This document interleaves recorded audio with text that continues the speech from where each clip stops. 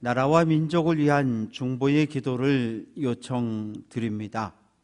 헌법재판소는 헌법을 위반했다며 전원 일치로 대통령에게 파면을 선고했습니다. 새로운 대통령을 뽑는 선거는 이미 시작이 되었고 서로가 대통령이 되겠다고 주장하는 사람들이 하나둘씩 나서고 있습니다. 정말 하나님을 두려워하는 지도자, 이 땅의 백성들의 신음소리와 아픔을 어루만져 줄 수 있는 좋은 지도자가 뽑혀질 수 있도록 기도해 주시고, 그래서 이 땅에 사회적, 정치적, 경제적인 모든 혼란이 끝나고 이 땅에 하나님이 기대하시는 정의롭고 공의로운 사회가 세워질 수 있도록 기도해 주시기를 부탁을 드립니다.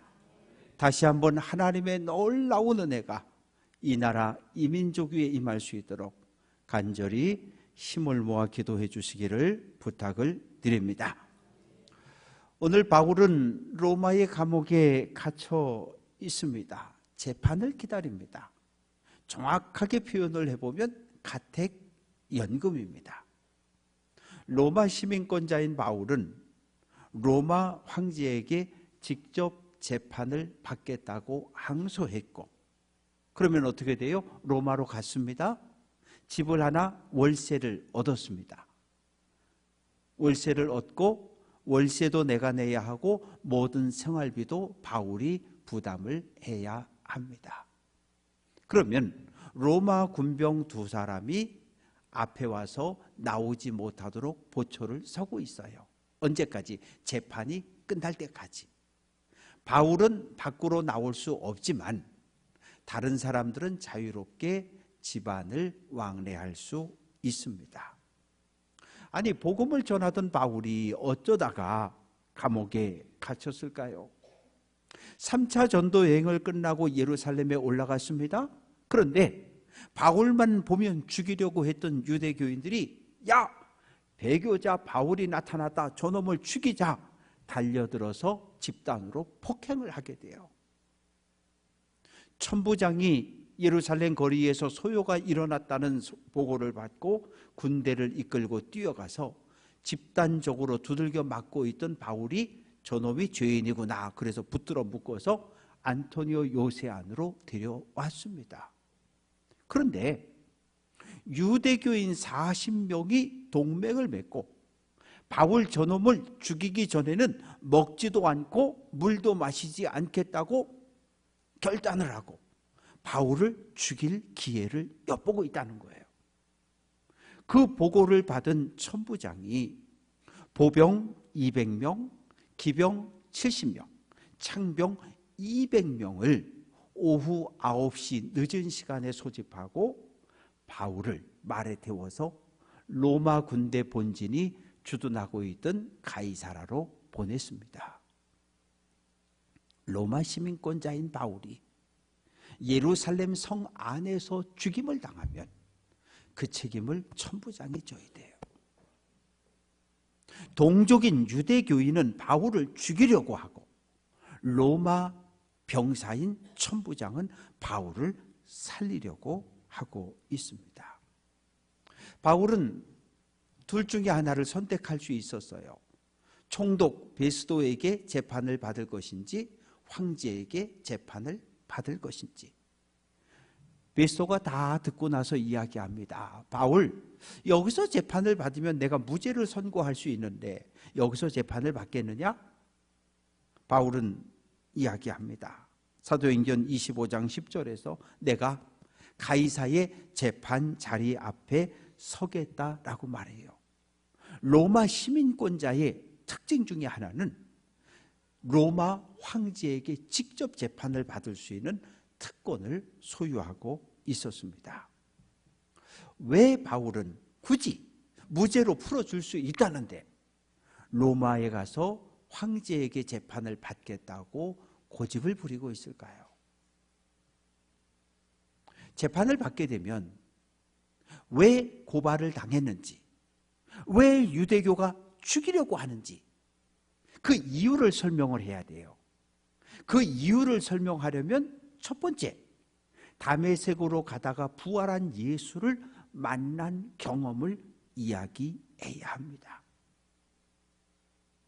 그러면 자연스럽게 바울은 재판정에서 재판을 주관하는 황제와 재판에 참여한 많은 재판관들에게 내가 어떻게 예수를 만나고 어떻게 예수를 믿게 되었는지 간증할 수 있는 기회가 주어지는 거예요. 그러니까 바울은 재판을 통해서 로마 황제와 많은 로마의 사람들에게 복음을 전하자, 이런 마음을 품었습니다. 바울과 빌립보 교회는 어떤 관계일까요? 바울이 2차 전도 여행 때 환상을 보고 빌립보로 건너갑니다. 그래서 유럽 땅에 첫 번째 복음을 전하고 세워진 교회가 빌립보 교회예요. 첫 번째 교회는 자주색 옷감 장사를 대량으로 수입상을 하고 있던 루디아라고 하는 여인입니다. 이 여인은 이방 여인이었는데 유대교로 개종했고 하나님을 믿던 사람이에요. 복음을 전했더니 아멘으로 받아들였고 예수를 영접했어요. 루디아는 자기 집에 바울을 청했고 루디아의 집은 빌립보 교회가 됩니다. 두 번째 교인은 점치는 귀신 들린 여종입니다. 바울 뒤를 따라다니며 하나님의 위대한 선지자라고 이야기를 해서 바울이 예수의 이름으로 귀신을 쫓아냅니다. 그러면 귀신 들린 사람에게 귀신을 쫓아냈다 소문이 나면 우리 교회에 귀신 들린 사람들이 떼거리로 몰려올 거 아니에요? 그 가족들이 몰려올 거 아니에요?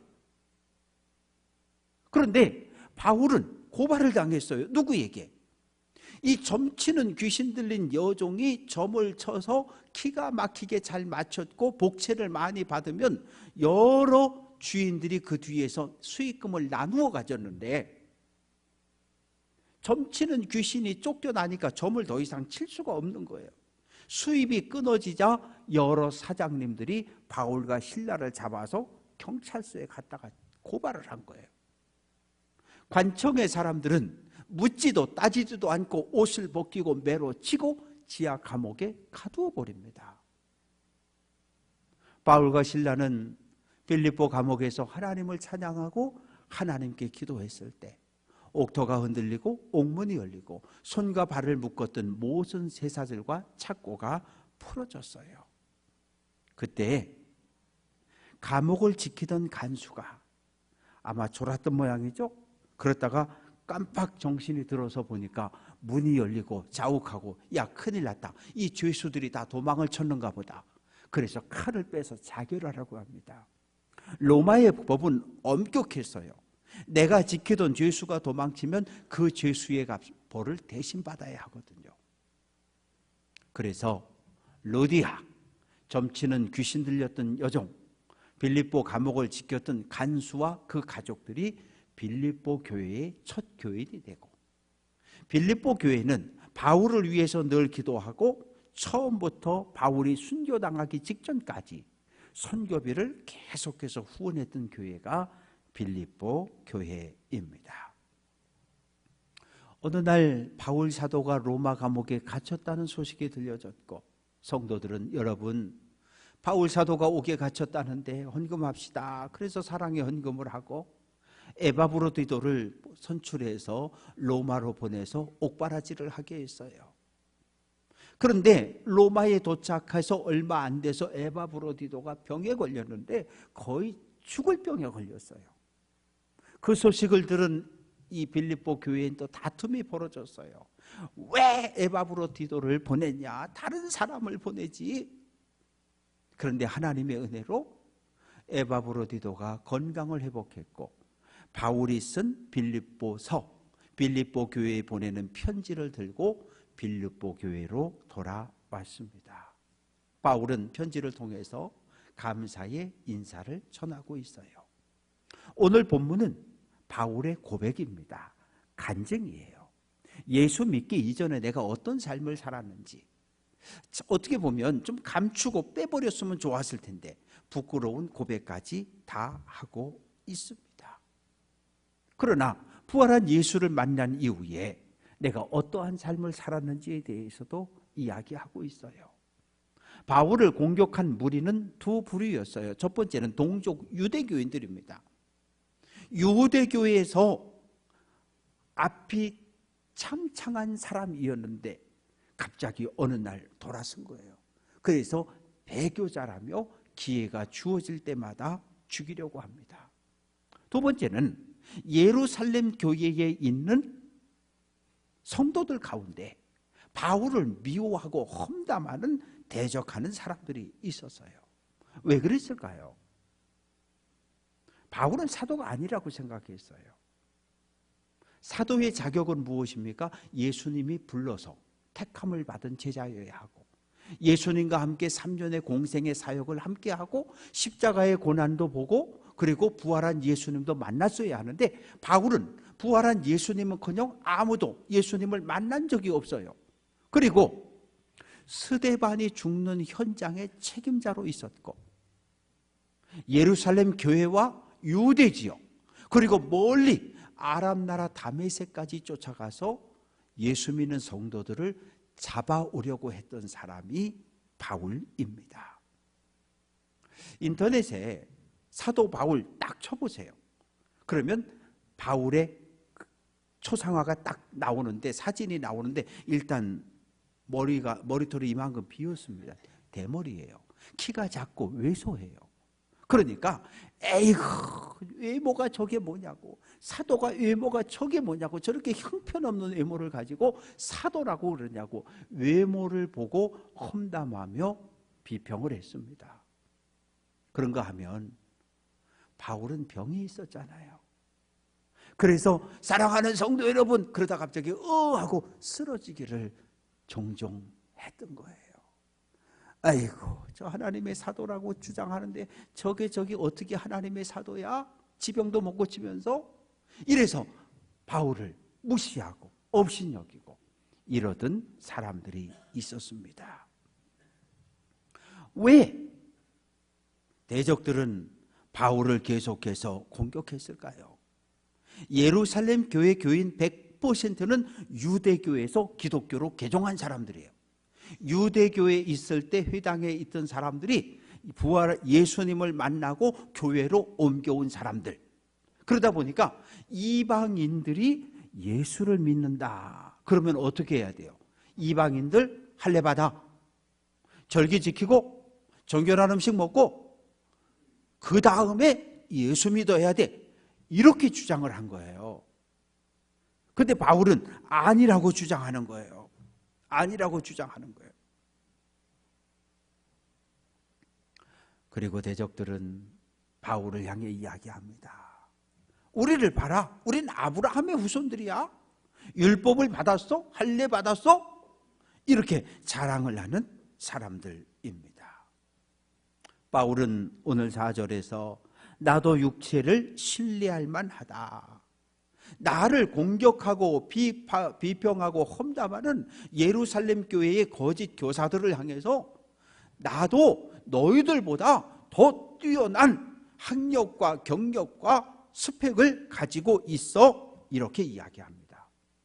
그러면서 5절에서 나는 태어난 지 8일 만에 할례를 받았다. 태어날 때부터 히브리인 중에 히브리인, 아버지도 히브리인, 엄마도 히브리인, 이방인의 피가 전혀 섞이지 않는 순수한 아브라함의 후손인 것을 자랑해요. 나? 베냐민 지파야? 야곱의 12아들들 가운데 딱 한 사람, 11명의 아들은 아람에서 태어났고 베냐민 딱 한 사람만 약속의 땅 가나안에서 태어났어요. 이스라엘의 첫 번째 왕 사울이 베냐민 지파 출신입니다. 자랑하는 거예요. 태어난 지 8일 만에 할례를 받았는데 할례를 받았다는 것은 나는 하나님의 거룩한 백성으로 율법을 지키는 율법의 아들로 살겠다는 결단의 고백을 몸에 새기는 것이 할례입니다. 내가 비록 이방 땅 길리기아 오늘날의 투르키의 지역에서 태어나긴 했지만 나는 히브리어를 사용할 줄 알고 유대교의 모든 문화를 지키며 살아왔고 우리 아버지도 바리새인, 할아버지도 바리새인, 나도 바리새인. 율법을 철저하게 지키는 일에 목숨을 걸었던 바리새인들은 회당을 중심으로 활동했고 유대 백성들에게 존경받는 사람이었습니다.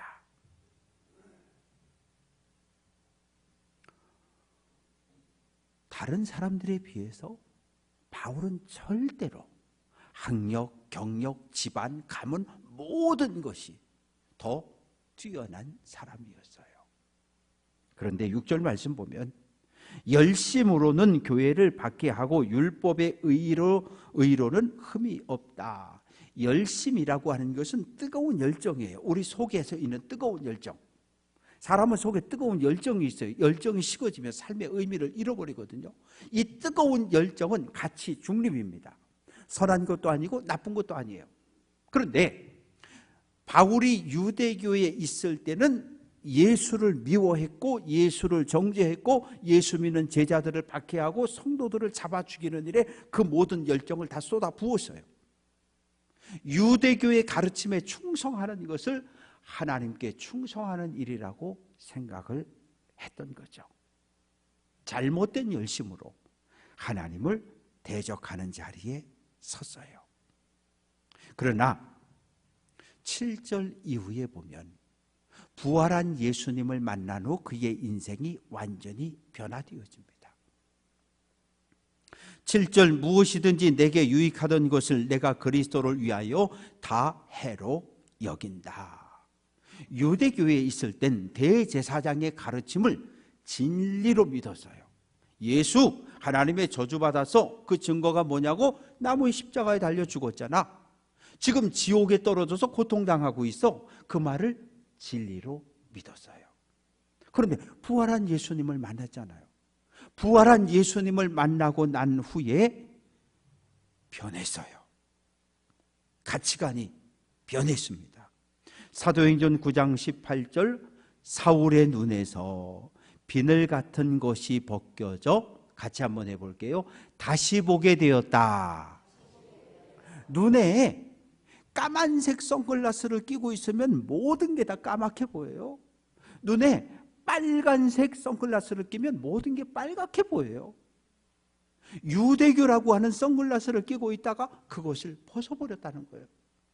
온전히 부활한 예수가 하나님의 아들이라고 하는 것을, 그 예수님이 나를 위해 십자가에 대신 죽었다는 사실을 진리로 믿음으로 받아들이게 되는 거예요. 그러면 어떻게 되는 거예요? 나 지금까지 뭐 한 거야? 유대교에 충성하는 것이 곧 하나님께 충성한다고 믿었는데, 나는 유대교에 충성했는데 지금 보니까 하나님을 대적하는 자리에서 하나님이 미워하는 일을 하고 살았던 것을 철저하게 회개합니다. 바울은 과거에 소중하게 여겼던 것들, 혈연, 지연, 학연, 학력, 경력, 이 모든 것들을 배설물로 여겼다고 이야기합니다. 배설물이라고 하는 건 두 가지 의미입니다. 첫째는 대소변이고요. 두 번째는 식탁에서 떨어져서 버려지는 음식들이에요. 유대 문화는 식탁에서 떨어지는 음식은 부정하다 그래서 절대 다시 집어먹지 않았거든요. 바울이 이제까지 유대교에 있을 때 소중하게 여겼던 모든 것을 부활한 예수를 만나고 난 이후에 배설물처럼 던져버렸다고 이야기합니다. 오늘 우리들, 그리고 교회 밖의 세상을 살아가는 많은 사람들은 바울은 배설물로 던져버린 것을, 그것을 잡으려고 쫓아가고 있는 거예요. 그것을 잡는 것이 행복이라고 착각하고 있는 겁니다. 어떻게 그럴 수 있을까요? 8절 말씀 보면 내 주 그리스도를 아는 지식이 가장 고상하다. 같이 한번 해볼게요. 가장 고상하다. 고상하다는 말은 이렇게 비교할 때 훨씬 더 위대하고 뛰어나다는 의미예요. 바울이 유대교에서 소중하게 여겼던 것, 유대교, 바리새인, 혈통, 이런 모든 것보다 예수 그리스도가 훨씬 뛰어나고 위대하다는 거예요. 가장 위대하신 예수님을 붙잡기 위해서 나머지 모든 것을 배설물처럼 던져 버렸다고 고백합니다. 아니, 예루살렘 교회 성도들도 예수 믿고 바울도 예수 믿는데 왜 같이 예수를 믿으면서 바울을 그렇게 미워하고 험담할까요? 설교 때문에 그랬어요. 설교 때문에. 예루살렘 교회의 율법 교사들은 이방인들이 할례 받고 안식일 지키고 정결한 음식 먹고 유대 교인처럼 만든 다음에 예수를 믿게 해야지, 그래야 100% 구원을 얻는다고 가르쳤거든요. 근데 바울은 아니라는 거예요. 오직 예수님만 믿으면 하나님 거룩한 백성이 되고 구원을 얻는다고 설교한 거예요. 그러면 예수 믿지 않는 이방인 성도들이 누구 설교를 좋아하겠어요? 바울의 설교에 열광하는 거예요. 야, 할례 안 받아도, 성기순례 안 가도, 절기 안 지켜도 예수님만 믿으면 구원받는다. 아멘, 아멘, 아멘 하고 바울을 환영했던 거예요. 그러나 거짓 교사들은 미워했어요. 고린도전서 11장 1절은 내가 그리스도를 본받는 자가 되었다. 본받다 라고 하는 말은 같이 한번 해볼게요. 따라가다. 따라가다는 말이에요. 성경을 보면 구약의 아브라함부터 시작해서 이삭과 야곱과 요셉과 다윗과 욥과 수많은 믿음의 사람들이 등장하잖아요. 신약 성경을 읽어보면 베드로와 요한과 바울과 얼마나 많은 디모데와 수많은 믿음의 사람들이 등장을 합니까? 우리 신앙의 모델은 오직 한 사람이어야 해요. 어떠한 경우에도 사람을 본받고 사람을 따라가면 안 돼요. 믿음의 주요, 온전케 하시는 예수님을 따라 믿음의 길을 마지막까지 달려갈 수 있는 귀한 성도들 될 수 있기를 주님의 이름으로 축원합니다. 10절 내가 그리스도와 그 부활의 권능과 그 고난에 참여함을 알고자 하여 그의 죽으심을 본받겠다고 이야기합니다. 바울은 부활한 예수께서 내 안에 살아계셔서 능력을 드러내 주시기를 소망했어요. 나를 살리신 부활한 예수의 능력이 모든 이방인, 모든 교회에 살아 역사, 새로운 생명을 불어넣어 주기를 소망했습니다. 사랑하는 성도 여러분, 십자가의 고난이 없으면 부활의 영광 없어요. 고난과 부활은 동전의 양면과 같아서 이걸 쪼개거나 분리할 수 없어요.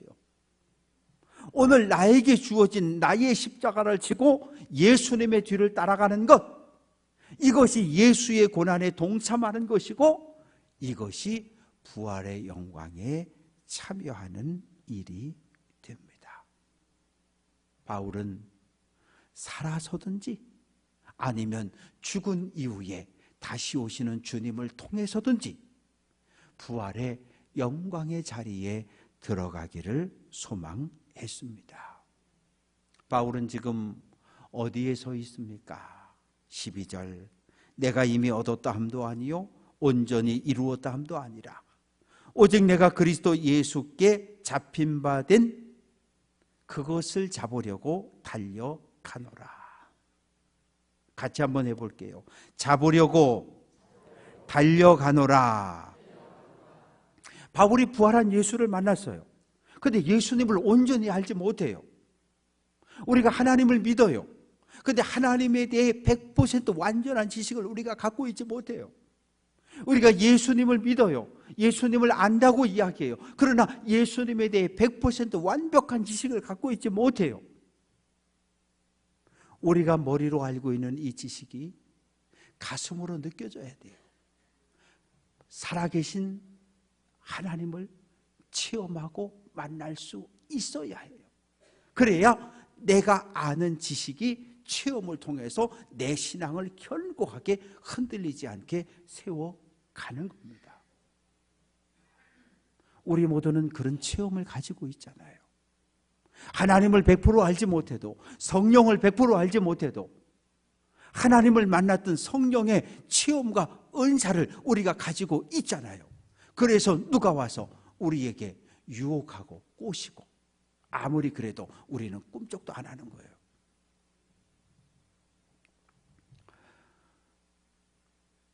잡으려고 달려간다. 바울은 육상 선수로 자기 자신의 믿음의 삶을 소개하고 있는 거예요.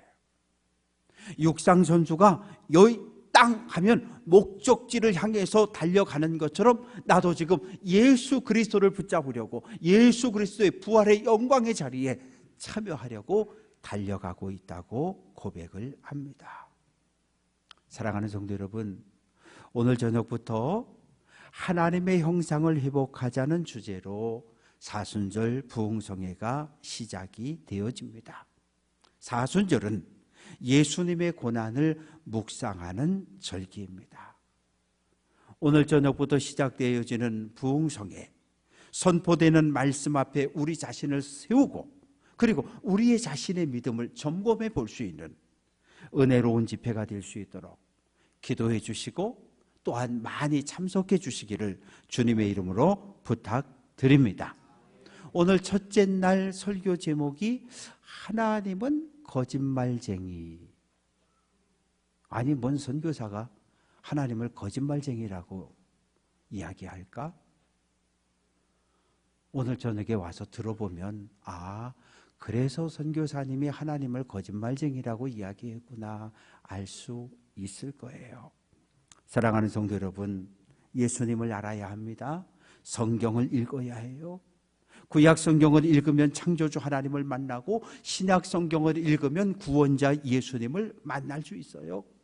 머리로 아는 지식을 넘어서 십자가에 죽고 부활한 예수를 체험해야 해요.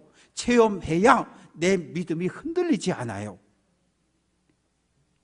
오직 한 분, 예수님을 본받아서 나에게 주어진 나의 십자가를 지고 주님의 뒤를 따라 하나님이 예비하신 천국에까지 들어갈 수 있는 귀한 성도들 될 수 있기를 주님의 이름으로 축원합니다.